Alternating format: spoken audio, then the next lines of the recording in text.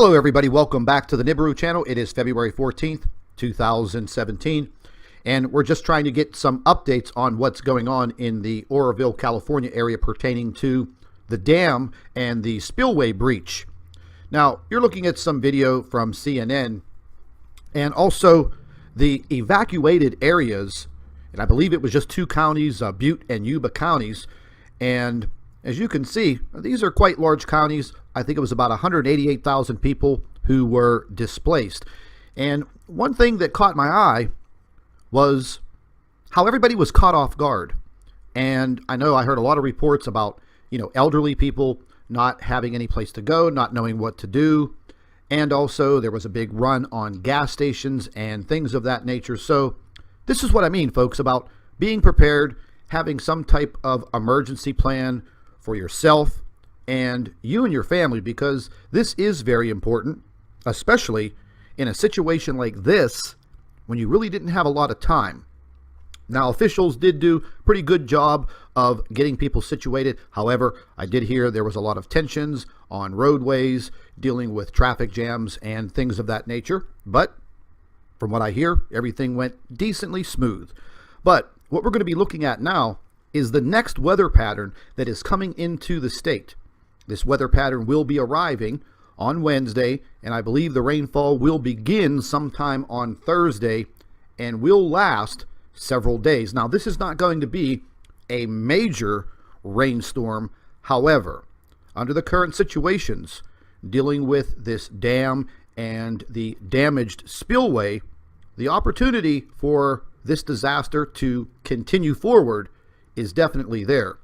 Now, what you're looking at on your screen is the next storm front that is going to be coming in within the next 48 hours. Now, there is another storm behind this one, which will probably be arriving the latter part of next week. So once again, whatever they're going to do as far as trying to repair the damaged portion of this spillway and this dam, I just hope that the engineers and the construction workers, the people in charge, are doing the right thing, because from what I understand, the integrity of this spillway was brought up 10 years ago and it basically fell on some deaf ears. Now, here we are in 2017 and we just barely got by a disaster. But again, like I've stated, the residents of Oroville and the southern communities are not out of the woods just yet. Something that I did want to take a look at was the dam itself and the whole geographical area. Now, for a lot of us that don't live in California and live in this area, I wanted to show you from Google Earth all of the mountain ranges that are to the northeast of Oroville, and this pattern of weather coming in, what's going to exactly happen. Now, we're going to go ahead and pull up this Google Earth, and we're going to go ahead and punch in Oroville, California, and we'll let it go ahead and pull itself up here. And what I've noticed, because I've never been in this area, not that familiar with it, only from what I've been doing as far as reporting on this, but the mountain ranges that are to the northeast of Oroville, and there's quite a few. I don't know the exact elevations. However, the rain pattern, the weather pattern that's going to be coming in, a good bit of it is going to be just north of the Oroville area into these mountains. And this tributary runs all the way up through these mountains. And what I'm looking at is the rain runoff into the river that leads into Lake Oroville, and this will take several days for the rain runoff to complete itself. So what we're looking at is, once again, everyone to be on watch, paying attention to what's going on. Now, we're looking at the spillway of the dam that was damaged. And we're also looking at this spillway wall. And this is the main factor in what has happened.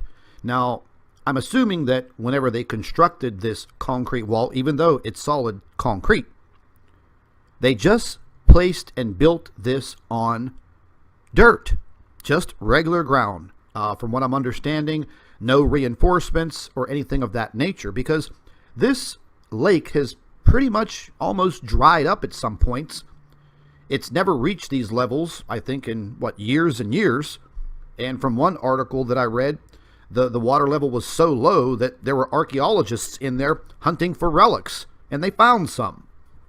So now that the water level has risen and the damage to the spillway occurred, I guess the engineers at the dam didn't really know what exactly to do, so they had to start releasing water when the spillway was damaged, and they didn't know exactly how much to cut loose.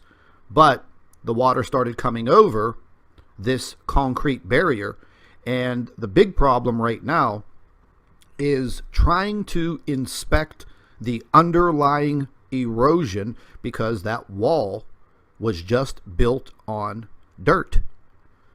And once again, I'm not that familiar with this area, but from watching the video and looking at a lot of photographs, it seems that this type of soil is kind of sandy, possibly very loose.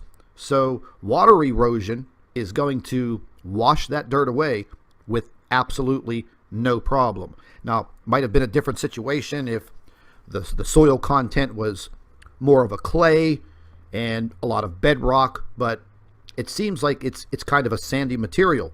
So water erosion will just rip right through that, and the lower part of this spillway has suffered some serious damage. Now, they were using helicopters to bring in very large sacks of rocks. They were also filling it in with cement once these rocks were placed into their area. So everyone in that area, please keep your eyes and your ears open.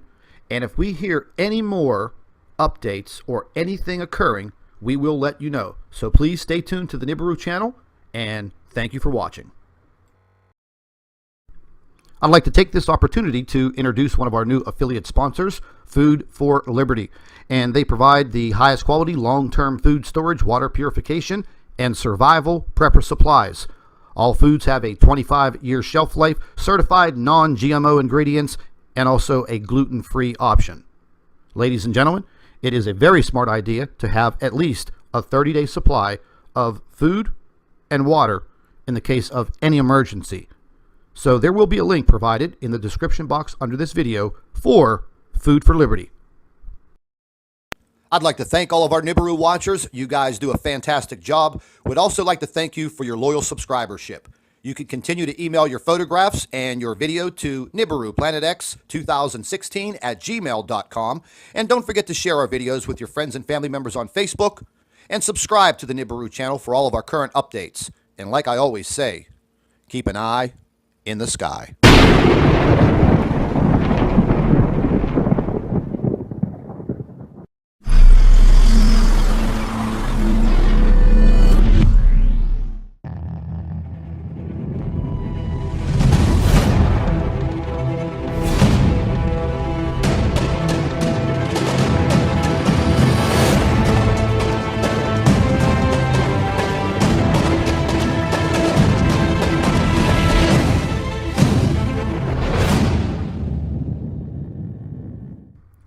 Hello everybody, welcome back to the Nibiru channel. It is February 14th, 2017, and we're just trying to get some updates on what's going on in the Oroville, California area pertaining to the dam and the spillway breach.